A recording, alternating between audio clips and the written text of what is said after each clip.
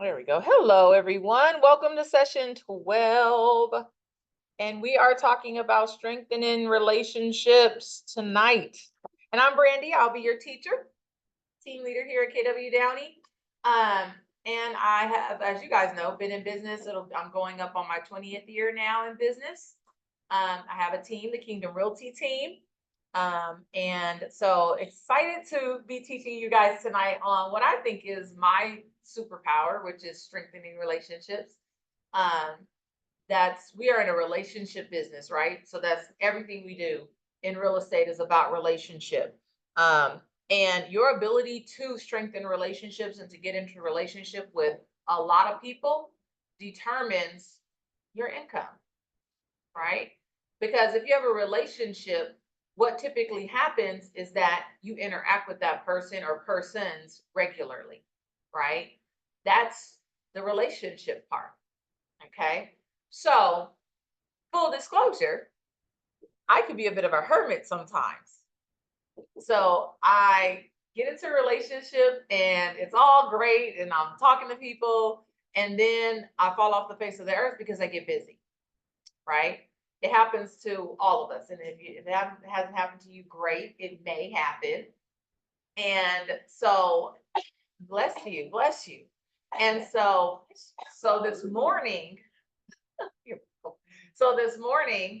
I had to call one of my best friends in the industry that I haven't talked to, and I mean one of my best friends in the industry. She's my talk me off the ledge girl.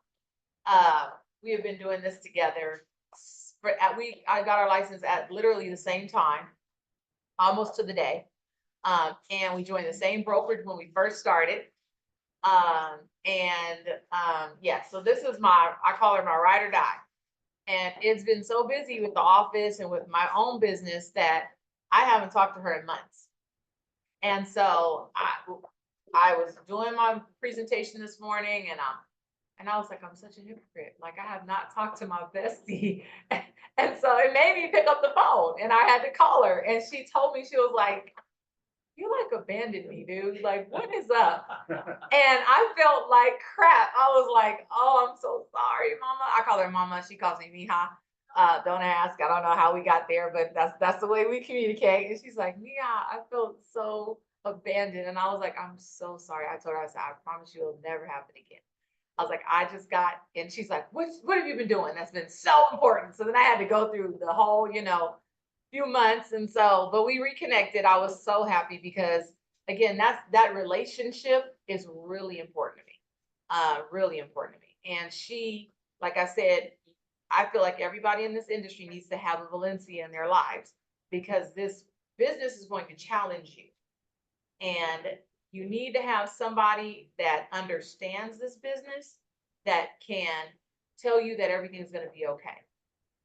That yes, today was crappy, or yesterday and today were crappy, and yet you know that the sun is still going to shine. You still can go pick up the phone and call some people, and they still love you. You're still good at what you do. Yes, the deal fell through, and yes, it's the only deal you had in the hopper, and it sucks right now because you're broke, right? Like, these are our conversations. When we were early on, me and this girl did broker price opinions. Does anybody know what that is? They are drive-by opinions, price opinions on homes that you do for banks on homes that are possibly in foreclosure or trying to short sale. Okay. And we were broke, so we did as many as we could, and it would keep us up till 3 and 4 in the morning, pumping these out. 12 a day. And at 2 o'clock in the morning, she would text me like, you still there? You good? And I would text her like, I'm still here. I was like, are you done yet? We didn't have Zoom. If we had Zoom, we probably been on Zoom together doing these, okay? So I'm just saying, have your person, because it keeps you going. It keeps you going, knowing that you got somebody like that. But relationships are super important. And so we're going to dive into that tonight. I love Oscar's win today, or success, was like, he said, you are not afraid to talk to anybody anymore. It's not hard, right? He doesn't get tongue-tied talking about real estate. I love it. And that's through practice. Oscar is here at 5 o'clock on Thursdays. Wow. and going through role play. Okay. And if you guys 5 know, de la mañana sale de la oficina. right? So he's getting some real role play. Letty this morning was with me on Conversations in Real Play. And she was so nervous, super, super nervous, right? First time, she's like, Brady, I don't know what to say. She was like, I don't know what to say. So we went through it, and then I said, now you do it. And she did great. She did great for her first time. It was great. When I got her, she's making calls, and after she got done with the calls, I said, well, Letty, you give me diabetes. What? Give me diabetes, you call them so sweet. Oh, I love it. You're Giving you so diabetes sweet because on her the calls are phone. so sweet. I love it. It is natural that it's not going to feel natural at first. First time you do anything, does it ever feel natural? No, right? The first time you do anything, it never looks good, sounds good. It's not going to be great. It's okay. They don't know what great is supposed to sound like anyway.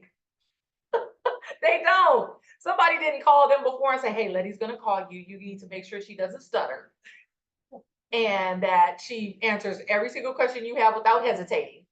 Like nobody does that. So they don't know. So just make the call. And the more calls you make, like Oscar was saying, you will feel more comfortable. You'll know what to say. You won't get tongue tied. It will become so natural to you. Okay. So just keep doing it. Keep showing up. Keep doing the work. So we've talked about lead follow-up. That's the section that we're in. You guys talk with Martha about keep every lead, follow up with your leads. Was that awesome? Did you guys have a good time with Martha? Martha is great. I agree completely. And so we are now going to extend that, right? And we're going to talk about exploring how to follow up, how to strengthen these relationships. Okay. So I want to hear about the success that you guys have been having. Come on in, honey. Okay. I want to hear about some successes that you guys have been having since you guys have been in Ignite. What successes have you guys had? Any successes? And anybody, my Zoomers, come off mute, you can answer. What successes have you had? Any calls that you've been making that have produced conversations, leads, anything like that? Shatana? Oh, sorry about that. Well, I might as well share. The one success I've had, I think, is learning about how to reach out to title and get the phone numbers and emails of the neighbors of the house that I sold. And I did that, and I printed it out today, and I'm gonna time block tomorrow and call. And I feel like I'm one step closer. That's awesome. Good for you. Good for you. I love that. Anybody else have any other successes in your calls, in your conversations? Are you making calls? Yes. How are they going? What are the challenges? If you're making calls, you got to be having some level of result. So what are the results? What are the challenges? I think they're looking for a different success level. It used to be like you're calling and you want them to say they're interested now. You want this now, right? You know? And now I don't do that. Now it's like, okay, well, I help you when you are ready. Hey, by the way, give me your email. By the way, who do you know that might be interested? By the way, you know. So you stop hunting for the right now and start looking for the relationships. Start nurturing some relationships. Start realizing it's not just exactly.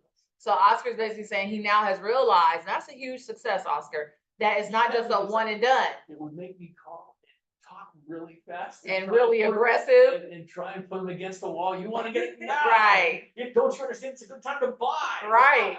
Right. Absolutely. Yes. Don't pin them against the wall, right? Because they're just gonna. What do you do when you get pinned against the wall? You're right. You fight away, right? You get out the pin. I mean, that's boxing 101, right? Who else? Anybody else? Any challenges? Because clearly we're making some calls. So you're having some experiences. So What's going A on? lot of my calls lately have been to other agents, trying to get open houses and Okay, things like that, so, it's successful. I've gotten some, but I'm learning that, kind of like what Oscar said, it is a, how do you say, it's a marathon, not a sprint. And I'm Marathon, starting not to a sprint. understand that as well, so, Yeah. I think once you start understanding that, for me anyway, I stopped feeling like a failure. And I was Gotcha. like, I just can't do it, nothing's working for me here, right. but now understanding it is a marathon. It absolutely is. So Kim was saying she's been more so calling agents, trying to get open houses, and she's recognizing that this is a marathon, not a sprint. I think that's a huge realization. And you gotta look at it like this, you're trying to build a career, right? For some of us, it is a second career. You've already had a career, now this is a second career. However, for some of us, this is our first career, right? This is my 20, I've been doing this for almost 20 years. This is my career, right? So I didn't, you're looking at business today, yes, but I want to have business next year too. So like Oscar mentioned, these people that I'm talking to right now, if they don't want to do business now, that's okay. Because I'm gonna need your business in a year from now, and 2 years from now, 3 years from now, I'm gonna need your business, right? So, and I want to be around for that. So I need that pipeline business. Okay. So definitely, this is definitely a marathon, not a sprint. Are you guys meeting your accountability partners? Meeting with your accountability partners? If you are not, you're missing out on a huge opportunity, right? So here's the thing, you guys, success leaves clues. Why do we tell you to do these things? Because successful agents do them. Successful agents have an accountability partner or a coach that they meet with on a regular basis to help hold them accountable to making the calls, doing the follow-up, creating your smart plan.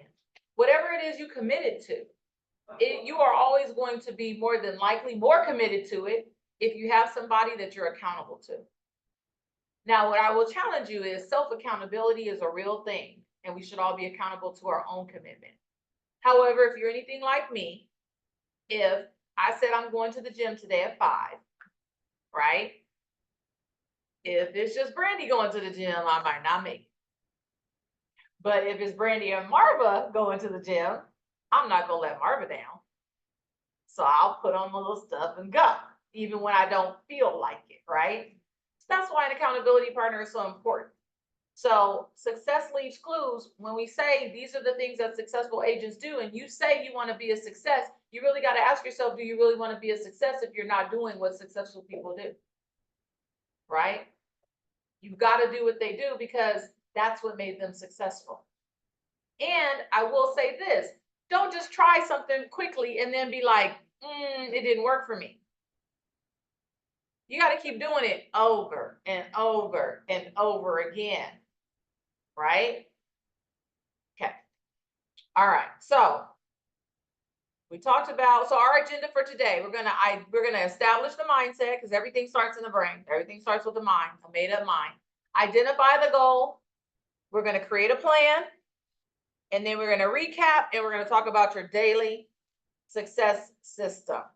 Okay. So, and this is all gonna be around identify your goal with your database, identify your goal with your relationships, establishing the mindset about relationships, right? So first question is, what mindset do you need to adapt successfully? What mindsets do you need to adapt to successfully nurture relationships? What kind of mindset do you need? Say it louder. Believe in yourself. You need to believe in yourself. Okay, that's good. What else? What other mindset?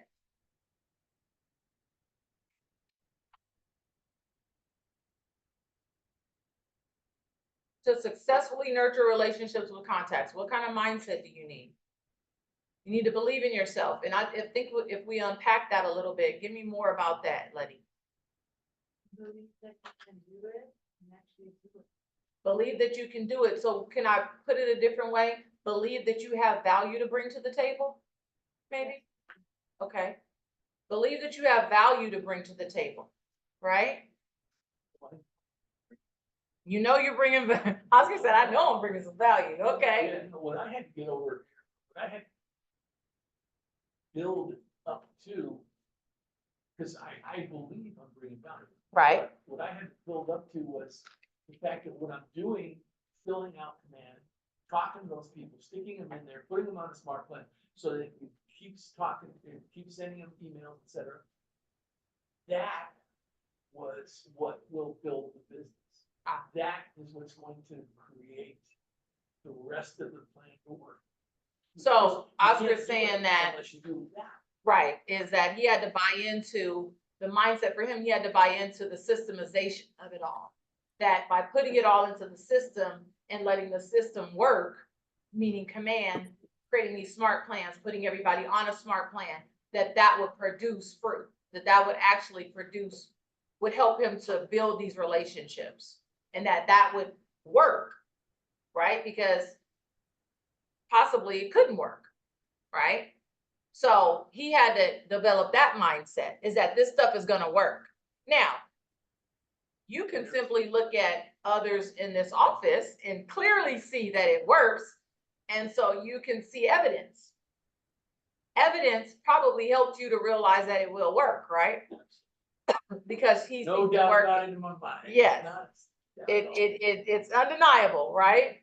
But Okay. still, you find new potholes. I mean, like, I was telling Diana about a guy that I met who wants to get some, commercial automotive, real estate. Okay. And I'm all jazzed, this is fun, I'm doing it up. And there's none to be found right in No Norwalk. commercial. So you got a good So it's lead like, I'm and like, can't help it. that's it, yeah. Right. And I go, nobody ever told me that was gonna happen. Ah, yeah. You know, It happens. Kept me up last night. Finally, I had to go in and say, nobody that ever gave you a guarantee that you're gonna help each and every one of them. That's right. Some of them them are gonna fall, some of them you can't help. They're looking for something that's like a unicorn. Well, hey, I guess common sense ain't common, but. That's exactly. Because unfortunately, you should know you can't help everybody, Oscar.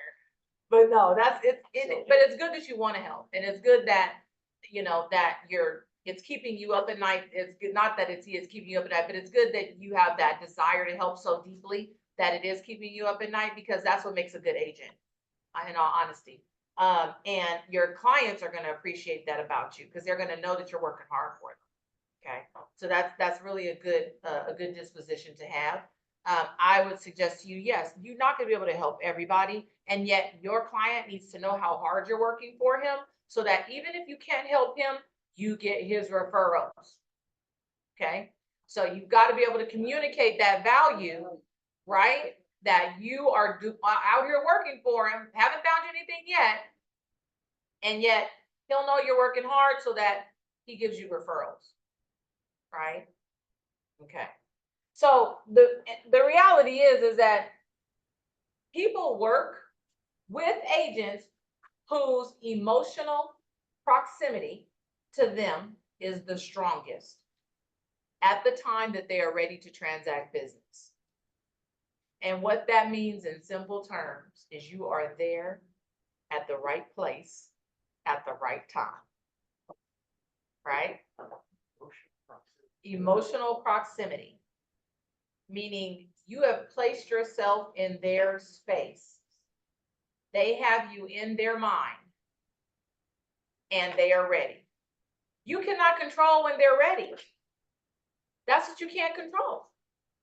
That's what a lot of agents get so peeved about, because they can't control when someone is ready. Like Oscar said, don't you know that right now is the right time to buy? Don't you know that right now is the right time to sell? Ready to buy, he's telling me, and there's nothing. What can't you also control? The market. I can't control the market. He's gotta be in Norwalk. Yes. No other city. I can't control inventory, right? I can't control how many automotive places there are for sale right now. I can't control that. What I can control is how many times I've contacted the people in my database, so that when they are ready, when inventory does show up, they will call me. I will be the only real estate agent that they think of to call. Not 3 people, just the one, right? That's when we have top of mind awareness. And that's what we're here today to discuss, is having top of mind and creating top of mind awareness. Okay, so we're talking about right now establishing that mindset. So know that growth comes from clarity, priorities, and focused action. The first two of those, clarity and priorities, this is from Gary Keller, you guys. Clarity and priorities are what? They start up here. Having a clear vision of what it is you're trying to get to, what it is you desire, what kind of relationships you desire to create, having that clear vision, and then priorities, prioritizing my database over everything else, and then you take the action. Absolutely, it takes us all. It's not easy. And some people aren't even there and they've been in this business for 10, 15 years. They're just spinning their wheels and don't have a database. I talk to people every day who are like, yeah, I've been in this business for 10 years. I'm like, where's your database? Well, it's in my phone. Well, that's not really a database you can sell. That's not really a database that keeps you up to date. It doesn't keep you touching people on a regular basis. It doesn't remind you probably to call, right? No. We have Command. Command is our own CRM, Keller Williams CRM. And you have it because you're a Keller Williams agent. Yes, and Build a pipeline of business. and it will be, yeah, that will help you to build your pipeline of business, but you get trained on it every single Wednesday. And then there's training on it literally Monday, Wednesday, Friday. Okay, so you've got to start getting into that, Ivan, because that's what's going to help you to take the proper actions.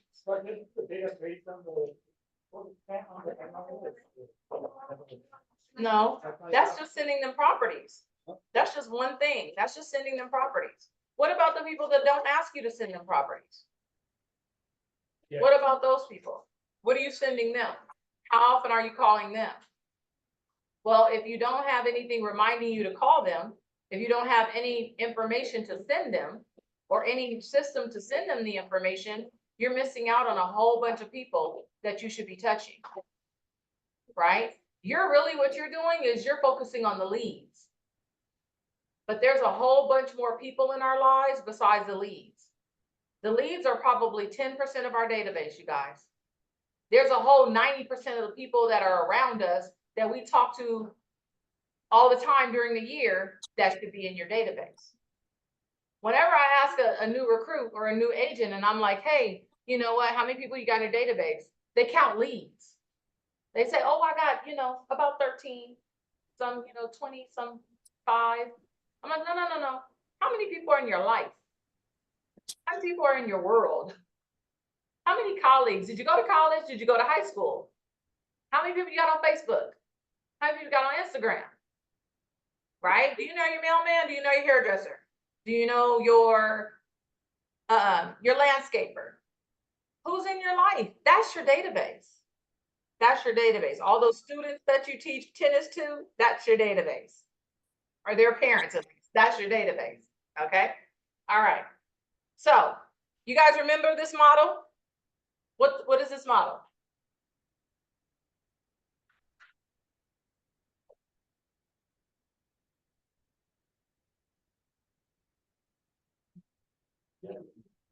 Yeah, I know you guys remember this. Come on now. What is this model? What is it teaching you? What is it showing you? The life of a lead. So it's the lead generation model and the database model. There you go. It's the lead generation model and the database model. Okay. So we already know the difference between a lead and a contact, right? Oh, yeah. Okay. What is the difference? You said, oh yeah, like you knew. Come on. I do. I mean, What is it? A lead is somebody you're going to talk to or contact them to get a future business. They'll change into a contact once there's a two-way conversation. Great. So And they've established that I do real estate and I want to do real estate to help them. right. And they've established that they would like you to be in two-way conversation with them.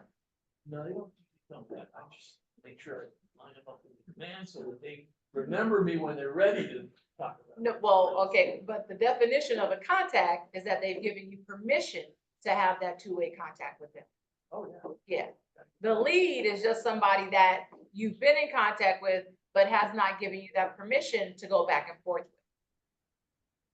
Well, sometimes a lead is not somebody I've talked to, or somebody must just kind of told me, hey, you know what? Take down this number. Right. Well, what's the X, Y, Z, call them up. I think they're looking for something. Okay. That's a lead. Yeah, that is a lead. They came into your database, they came into your world, and you got them on a piece of paper and you put them in, well, no, they're in your world. Your database is your world. Well, that's a lead. That's your world. Your database is your world. Yeah, but they're a lead, not in the database. It doesn't matter. So they should be in your database though. How are you gonna communicate with them if they're not in your database, Oscar? Well, no, I put them in the database. So stop saying they're not in the database because they are gonna be in the database. Okay, all right. And in the database is your world. Okay? And in your world, you're going to communicate with them, right? You gotta let the system do the heavy lifting for you. Right, okay, all right. Beautiful way to put that. You're fighting me on it though, you're fighting me on it. Right. Okay, so this is the real deal. The difference between a lead and the contact, right, is not only that the contact is giving you that two-way permission to communicate with them, it's that you're gonna have much more information on a contact than you will on a lead, right? Because you are in communication with a contact, okay? You know that that contact is married or not married, more than likely. Yeah, the longer you contact them, or the more times, Yep, the more willing they are to give you more and more. absolutely. Why? Why is that? They feel more comfortable with They feel more comfortable with you. you. They feel secure. Knowing that, okay, yeah, you can have my personal info. And what is that doing? What is that establishing? Relationship. Relationship, trust, right? It's establishing trust with that person. The deeper and deeper that a person trusts you, the more they're gonna allow to uncover to you, right? They're gonna give you more information about who they are, what motivates them, what's important to them. And what does that allow you to do? What is that? Be front and center when they need your help. Absolutely, be front and center when they need your help. However, it allows you also to show up with information that's relevant to them. It allows you to customize your messaging, which is what I think is lost right now. This is why so many people, when they get a postcard in the mail, what do? Throw it the freak away. Why? Because it has nothing to do with me. I didn't ask you for I didn't ask you for the interest rates today. I didn't ask you for Jiffy Lube. My car is fine. Trash it, right? Like you get 10 million emails in a day. Half of them I hit delete without even blinking, right? Because it's not relevant. So in our 36 touch programs that we're going to talk about, I am going to talk about the fact that we need to start doing stuff that's relevant to our people, which means we got to start segmenting our databases a little bit better, right? If you've got a group of homeowners and you have a group of renters or people who are not homeowners in your database, do you think they have different priorities? Yeah. Absolutely. So why do we send our renters how to spruce up their homes? How to remodel? I wish you would remodel something that you don't own, right? And why do we send homeowners stuff on how to rent or how to be a first-time home buyer? They are going to do just what you do to the postcards: delete, delete, delete. So we have got to start putting together more customized messaging so that you are not deleted. And those people think, oh my God, Kim sent me this and this is right on time. This is about fixing up my home and I'm an actual homeowner, so this is relevant to me. I'm a renter and she's talking about how my net worth could triple by actually owning a home. I should listen to this, right? So That's what it allows us to do, is really tailor our messages. Okay. So here it is, leads, you have the right to have a conversation, but the contact is that you have engaged in a two-way conversation and a value-based relationship is established. Okay. Focus on relationships, building relationships, and take market share. That was by one of our top KW agents. The reality is, you guys, if you do focus on relationships, you will build a long lasting, very lucrative career if you focus on building these relationships. But it all starts with mindset. So today's conversation is tomorrow's transaction. All right? Especially if you don't pin them up against the wall. Right? If you don't pin them up against the wall, if you allow them to grow. So when you look at your database is like a garden.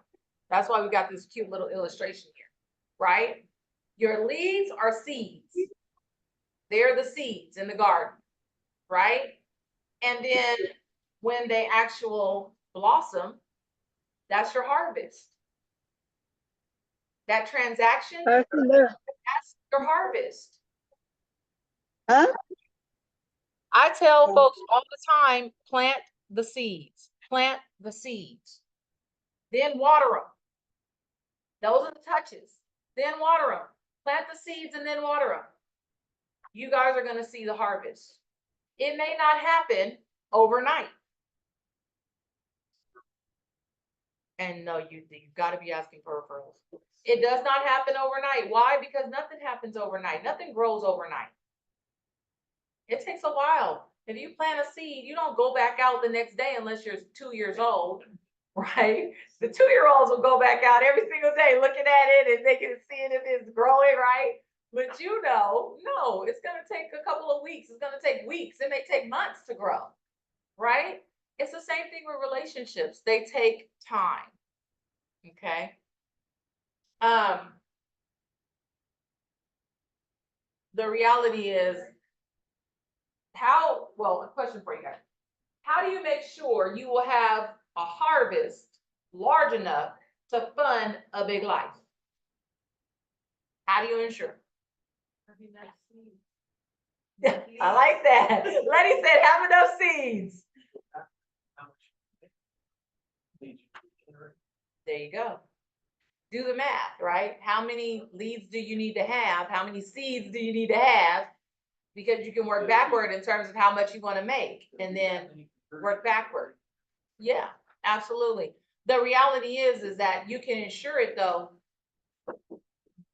by your numbers. And you can ensure it by talking to people every single day and adding to the database. Okay. Now, if you're not talking to people every single day, and I'm talking about new people, if you're not talking to new people, if you're not talking to the people in your database every single day, you can't be mad when there's no business. Because we're not doing the work, right? And when it says today's conversation is tomorrow's transaction, you got to start the conversation today, because the reality is they aren't going to be ready to do business today. 9 times out of 10, people are not ready to do business when you first talk to them, right? It happens thereafter. In conversation, it used to be, if you had a lead, a cold lead, if you brought them into your database, they signed up online. It used to be, it only took 3 to 5 calls to get them on the phone and to determine if they were going to be able to do business or not. Okay. It is now 7 to 15 times. Right? Why? Because they're inundated with spam calls all day. I don't know about you, but my phone tells me if it's a spam call now. Direct mailers, the emails that we just talked about, right? They're inundated with that stuff, you guys. So now it takes longer just to get them on the phone and determine if they even are ready to do something. And if they're not, then you got to try to nurture them, right? Get them in your database so that you can nurture them. All right. So let's see. Letty, read this for me. Once you meet Your new contacts with either, Can't read. Well, you either do, would either do business with them immediately, or you don't. Either way, once you've met them, you put them in, in your database and stay in touch with them forever. absolutely. So the second of our Y4C2Ts is commitment. Commitment in all things, okay? So what you got to decide tonight is get committed to nurturing your relationships and in your database. That's what you've got to get committed to at a high level, is nurturing the relationships in your database. Okay? So in order to nurture those relationships, we need to talk about identifying our goals, right? Let's talk about identifying the goals. So we know that this right here, this graph, is where every person in your database starts. It starts with lead generation. This is our follow-up timeline. It goes lead generation, and then lead follow-up, and then your transaction, right? Well, if you guys remember the curve where folks are on the buying curve or the selling curve, it takes about 7 to 10 years, right? They buy and sell every about 7 to 10 years. So doesn't that look interesting right there, where in that lead follow-up, 7 to 10 years, you're in that lead follow-up sequence. And then out of that comes a transaction. So that middle part is why they say the fortune is in the follow-up, because that's where you actually win or lose the client. Because at the beginning of that, right here, they're not ready. They're not ready. They either just bought or just sold. They just got the job. Or just got the job, yep. Just graduated college, right? Just got married. They gotta wait because they wanna, make sure this thing gonna work out, right? All that good stuff, right? So then what happens is with us though, what we do is that beginning stage, we're Johnny on the spot. We talking to them and everything, right? We got it going on with them, talking to them. 6 months down the line though, because we don't have our systems, typically that's when we fall off, right? And then come here, year about 5, we wake up that morning and that person's on our brain for some reason. And you call them. And they say, oh my gosh, Shatana, girl, it's good to hear from you. I wish you would have called me like 6 months ago. I just bought this house. Right. And you are kicking yourself because you knew that the relationship here.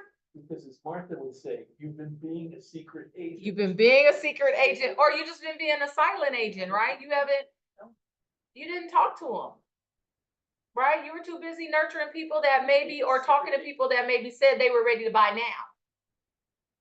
But you forgot about the people that you had a great day one with, right? You had a great day one through day 60. You had a great time with them, but you forgot about them.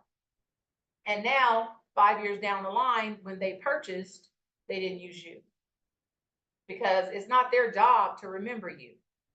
It's your job to be memorable. Okay? It's your job to be memorable. So does it make sense though, the 7 to 10 years and how that is our lead generation cycle? You know how that happened to me?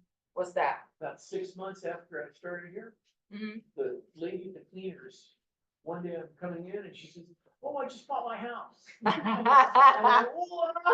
Oh, it happens all the time. It happens all the time. I remember the same thing, Oscar. I had just got my license, and one of my cousins in Diamond Bar was like, oh my God, Brandy, you should have told me you were getting your license. I just bought my house. I was like, you would have waited, really? No, you would have waited, right? But it happens all the time. And that's when, as my coach would say, keep it pushing. You got to just keep talking to people, right? So that you don't ever have to hear that again, right? All right. So Gotta stop, you gotta stop being a secret agent, no doubt about it. All right, so identifying the goal. Goal number one is to convert contacts to close business, right? That's goal number one. When they're a lead, they're just entering into your world, then you get that permission to have that two-way conversation. And then they decide they want to do some business and they choose you because you're at the top of their minds. So now convert the contact to close business. That's the goal, right? That's the goal. Identify the goal. The goal is convert, number one, contacts to close business. So here's the question, and I love this little exercise. How many times, if you had to guess, how many times have you agreed to be in someone's database when you are not ready to make a purchase? Now, include all the times you signed up for an email list or a text message for a discount code that you never used. All right? So I want you guys to think about this. I want you to raise your hand. Raise your hand if you ever signed up for an email list, text message for a discount code in that moment that you didn't use. Raise your hand. Everybody raise their hand who didn't. Who did? Okay? Lower your hand if you've only done it once. You only done it once. Okay. Lower your hand if you've done it less than 5 times. Okay, so far we're all in still, you guys, in Zoom world. How about 10 times? Shatani, you've done it less than 5 times in your life? Okay. That's okay. Less than 10 times. Less than 20 times. Okay. I get more than 20 emails. Thank you. Thank you. That's what I'm saying. I know I've done it at least 30, 40 times. All right. I know I've done it. All right. So everybody lower their hands. All right. So how many of you ended up actually buying something that after receiving multiple emails and messages from that company that had you in their database? You did? Shatana says yes. Letty, okay, good, good. Okay. So what does that tell you guys about following up? Right? Right?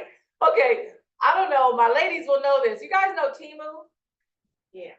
Okay, them fools follow up like a son of a gun. They are in your email box. They are on Facebook. They are on my text messages. They are everywhere. They're everywhere. And their clothing is like cheap. So I figured it was worth 2 cents, right? Because it's so cheap. But if you keep showing up, I just got to try you out because you're telling me I could get this cute dress for $13. So what did I do? After being inundated at least 100 times, I could not resist. Yes. So I have a lot of Temu stuff now at the house. Half of it don't fit, but the other half I actually like. And guess what? Because it was $10, it's okay. I feel like I got a deal. But the reality is that follow up that they did constantly. Most of us, if we followed up that aggressively, we would be like, oh my God, we're bugging them. Oh my God, they're gonna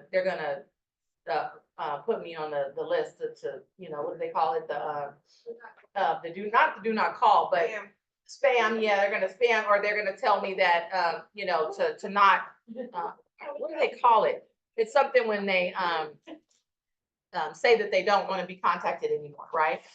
So it's not really the do not call list because it's like they unsubscribe. They're gonna unsubscribe from my messages. That's what we would think, right? The reality is though, is that what did we already talk about? We don't control. We don't control when they're gonna need us. But what we do control is when we show up, right? So that's the key here. And the reality is just like I bought from Temu and didn't even want to buy from Temu, right? If you show up and you've got a valuable proposition, they will eventually buy or sell, whatever the case may be, right? but you gotta have something of value dangling in front of them that causes them to act, right? Everybody familiar with mofers? Mofers make an offer for immediate response. Make offer for immediate response. You don't have to write it in your book. We'll get there. Okay. So our offers, making an offer for immediate response means that we're going to make them an offer that's relevant to them, that tells them to act. Take action now. Call me now. Right? That's what we're going to do. So number 2 goal, stay top of mind.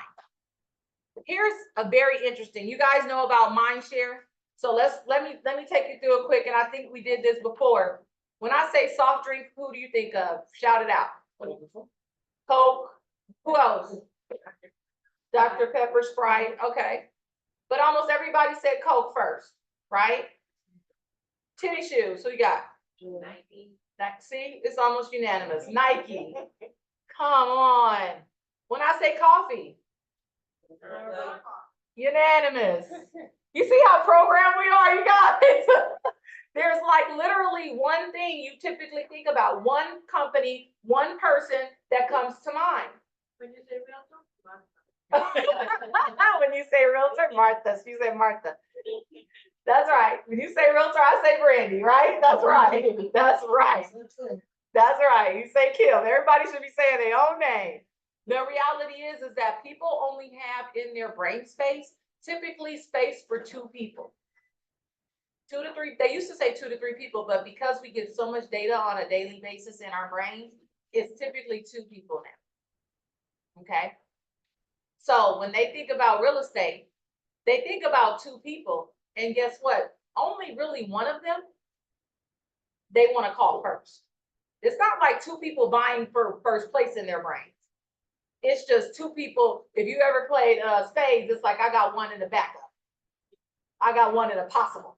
Okay, that's it. I got one in a possible. So number 1 is the one they're going to call first. Okay. So you definitely want that number 1 spot in their brain.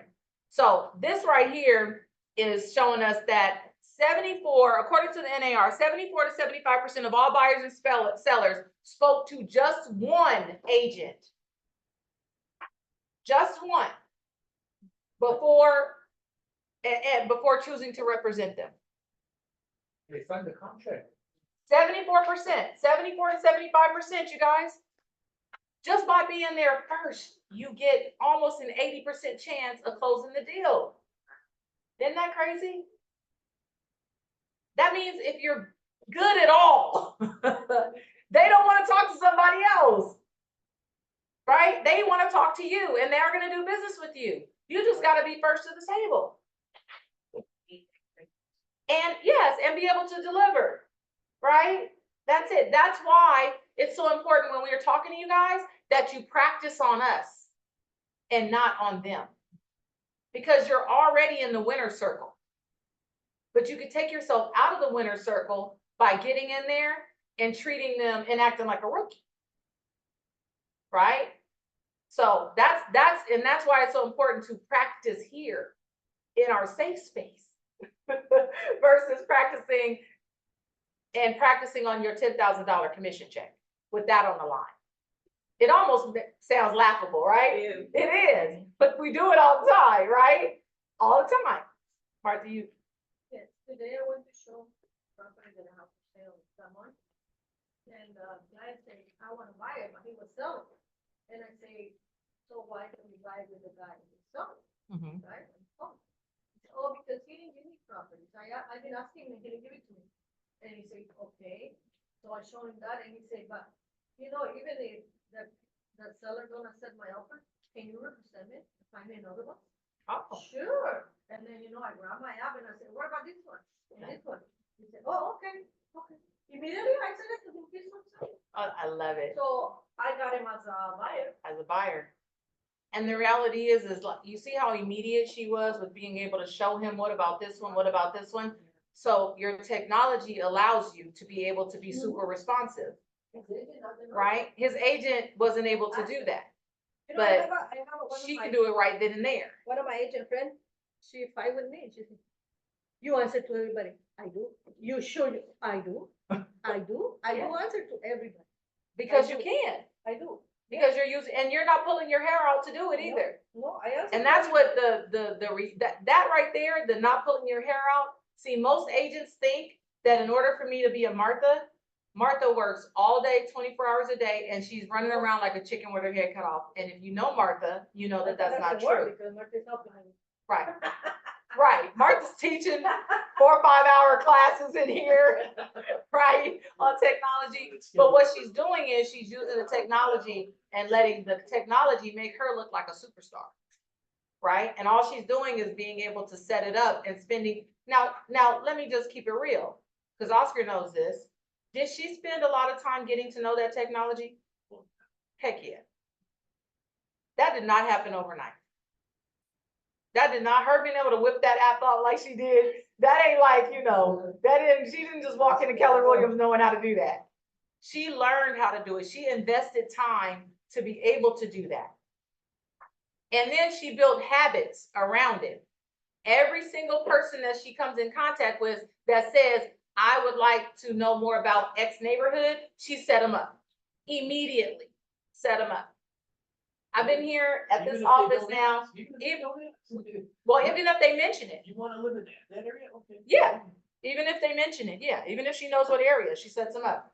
I've been at this office for about 5 years now. And I remember noticing that whenever it was late, Martha was here. And Martha was at her desk, like, working on her system. And so I would ask her, like, Martha, what are you doing? Oh, I talked to this guy today and he wanted to be set up, or he's interested in this. She was setting him up on the system. So every single time she was very methodical about it, very disciplined about it. So one thing we need to understand is, again, to be top of mind, you got to be disciplined. You've got to put the people in to allow the system to do the heavy lifting. Let me ask you, how many of you are in another realtor's database? I am. I get properties from different realtors all the time. I think mine is fine. You're expired. I get properties from the different realtors all the time. Primarily because I went on their website because I thought the website was nice and I wanted to steal some ideas. Right? And in order to do that, I had to put my email address in. Normally I put my other email address in. So if I go to that email address, I got all kind of stuff in it. Right? Now, how many of you guys are in databases now that you bought something and now you probably aren't ever going to use it again, but you're still getting emails and you're still getting all that stuff, right? Okay. Know this. Your clients are in other people's databases. They are in other realtors' databases. They are in Zillow's database. They are in Realtor.com's database. They may be in Redfin's database. They may be in Coldwell Banker Steve down the street's database, right? And those databases are doing what? Sending out ads, sending out newsletters. Yes. What they probably are doing though is sending generic messaging, right? They're sending generic messaging. What we're going to talk about tonight is being better than them. And stop the sending generic messaging and actually creating some customized messaging that when they get it, they're going to be like, oh, that's from Letty. Yeah, I'm going to open that because it's more than likely something I actually want to read, right? Not just something random, okay? So goal number 3, we talked about the first 2, convert contacts to close business, remain top of mind, because it's not good enough to be top of mind on day 1. You want to be top of mind year 10. And I know that sounds crazy, right? But the reality is, you guys, is that it takes some people a very long time to be ready to do anything. Oscar's one of them. He's like, that's me. Yes, it takes people a very long time. So you've got to be in it for the long term. Got to be committed for the long term. Number 3, leverage mind share for their referrals. Leverage mind share, right? Because they're thinking of you top of mind. So now you're asking for the referrals. They already think you're the bomb. They already are like, oh my gosh, Shatana keeps in touch with me. Kim keeps in touch with me all the time, right? You're already there. You're top of mind with them. So now ask for their referrals, right? I got a referral a few weeks ago, and I might have told you guys this. I got a referral a few weeks ago. Met them at the property, and they were like, Brandy, we've heard so many good things about you. And I already had a realtor. And I was like, you did? What happened? Well, they were sending me all over the place, telling me to go get pre-approved from this person and having me sign up for this and that. And I called Sherelle, and Sherelle was like, our realtor didn't do none of that. And she was like, my realtor met with me and the lender. And she was like, well, who's your realtor? And she was like, Brandy, I told you about her. And so she was like, well, give me your number. And they're like going at it. And she's like, oh, not a problem. So she sent her my number. She called me. Come to find out, crazy, I bowled with her grandfather. It was crazy. Knew her grandfather, knew her grandmother. We go to the same church, we go to the same church in Church of Christ. She goes to Crenshaw. I go to Carson Metropolitan. Crazy. So she knows my husband. It's crazy. So at any rate, we're all related, right? But the reality is that if I wasn't top of mind with my client, right, with my past client, then I might not have gotten that referral, and that would have been business loss, right? So and I closed with Sherelle years ago, but she always gets my magazine, and she gets my emails, right? So we stay in touch through that, and I don't even do a good job. I would tell you guys, I don't do a good job. This totally convicted me. I was like, I got some stuff to revamp. You guys, today I hired a virtual assistant because I'm like, I'm going to do better. I am committed to do better. Why? Because I know I'm leaving all kind of business on the table. That's true. There's a lot of business to be out there. I have a program. One of my colleagues, his name is David Halpern. He has a program right now where you can get a virtual assistant for $1,000 basically for 3 months for 2 hours a day. That's nothing. It's $333 a month for 2 hours a day. And so it's nothing. It's nothing. Now, of course, they're virtual assistants, so they're in the Philippines or they're somewhere, right? But it's nothing, and I'm going to use that person specifically to mine my database. We're going to lock this thing down so that I will be top of mind. I'm going to gain back that market share that I should have kept, that I know I can still get.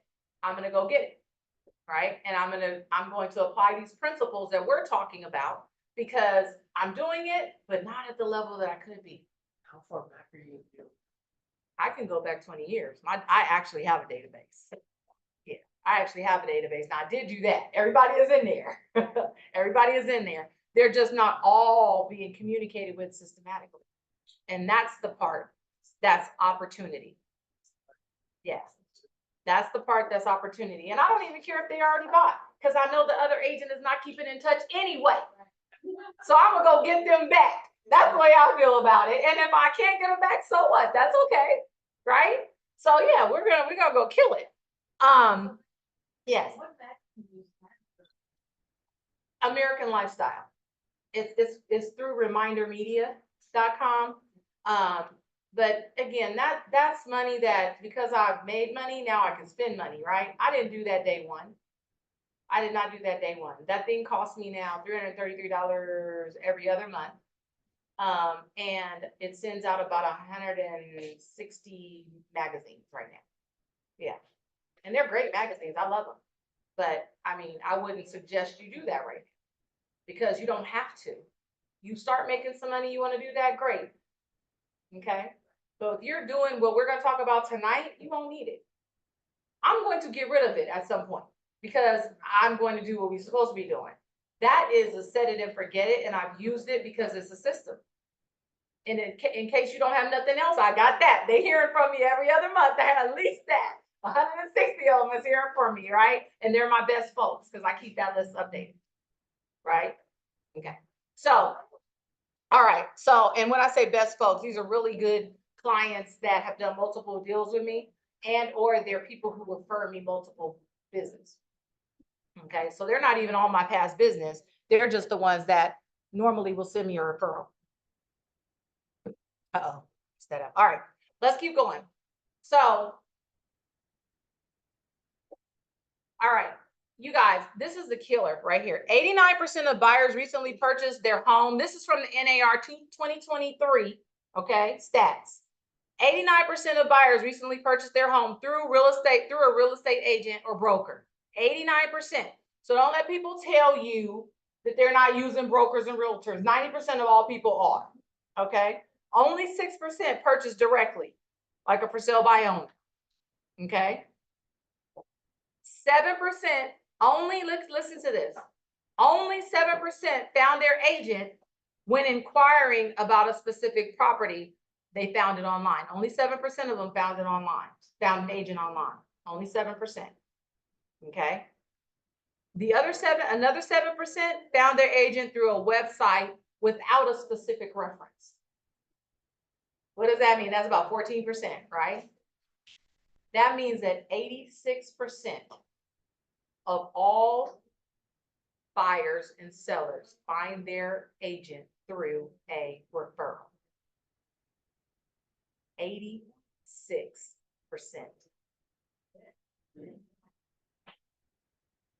Let me ask you, what do you guys do when you need a hairdresser? My ladies, what do you do? A friend that has nice hair. Thank you. Don't leave that part out. Right, don't leave that part out. You ask a friend that has nice hair, right? If you want to find a good restaurant, what do? You would Yelp. I agree. I would Yelp. Follow chubby people. I ask a friend too. I ask my foodie friends.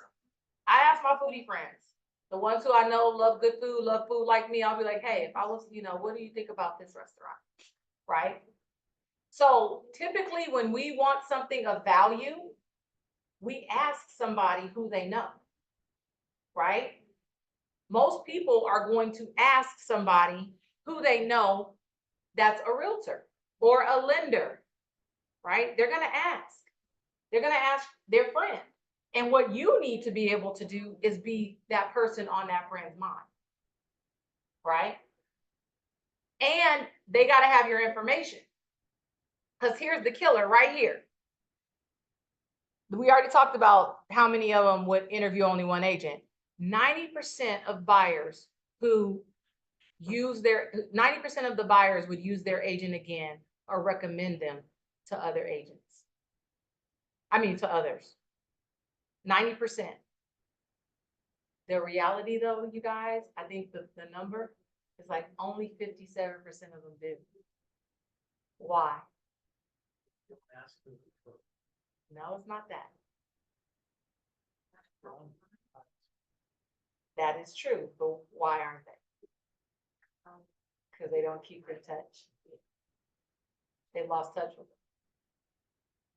Yep, 90% had a great experience. They would refer them again, but the agent doesn't keep in touch, so they can't. They don't have their contact information no more, right? And I don't know about you, but I've been in that situation where I actually wanted to call the person, but I didn't remember their number or I didn't remember their name. I didn't remember nothing, right? It was a good experience. I just didn't remember.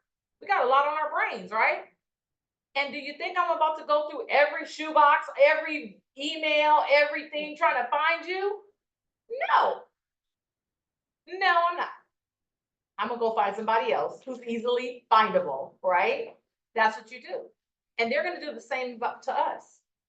And I'm only beating your head through this because this is a hard lesson to learn. You will get burned, and that's what's gonna teach you. I don't want you to do that. I want you to get it right the first time so that you don't have to get burned. And when you do get burned, you will have peace that you did your job. If you do get burned and they say, oh, you know what, I'm sorry, Ivan. You know what, I know you've been sending me those emails and everything, but I did decide to go with someone else. You will have peace that, you know what, I kept in touch. I sent relevant messaging. I did my job, right? Because sometimes that will happen. That's just gonna happen. So what are some ahas that you guys have so far?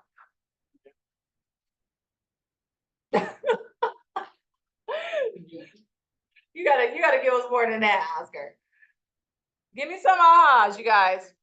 Ahas help us to cement these ideals. Don't send generic. Don't send generic touches. I love it. That's number one. Don't send generic touches. That's a great aha, lady. Anybody else? Today's conversations, tomorrow's transactions. Oh, I love it. Anna, thank you. Today's conversation is tomorrow's transaction. All right. Anybody else?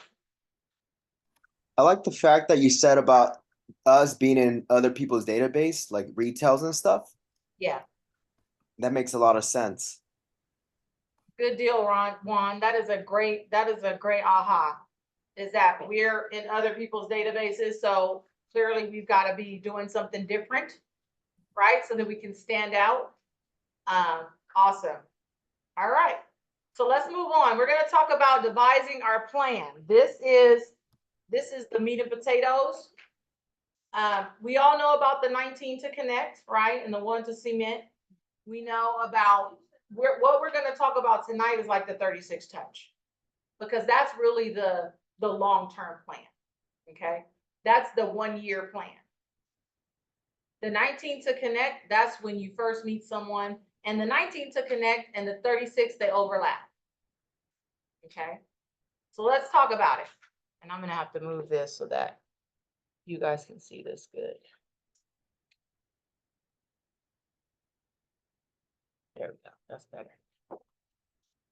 All right. So let's talk about it. The 19 to connect, when you first meet someone, and I call it the Martha method. Martha's method, if you guys don't know it by now, it's a text, an email, a text, an email, a text, an email, right? So that every 3 days, they are getting either a text and in the next 3, they're getting an email of properties, okay? The 19th, and so you can absolutely do that when they say, I am interested in this area, or I want to buy in this area, right? You can absolutely do that. Typically, when you're first building a database, and these are friends and family and all of that, they don't want that right now. They're not interested in a property right now. However, what you are interested in is building that relationship and cementing yourself as the #1 spot for that realtor person in their life, right? So that's what the 19 to connect is for. You are going to do 4 touches, quarterly phone calls, okay? You have 12 touches, which is your monthly email or newsletter, okay? 2 touches, which is like promotional or direct mail, okay? Or it could be your magnet calendar. It could be your little to-do list, right?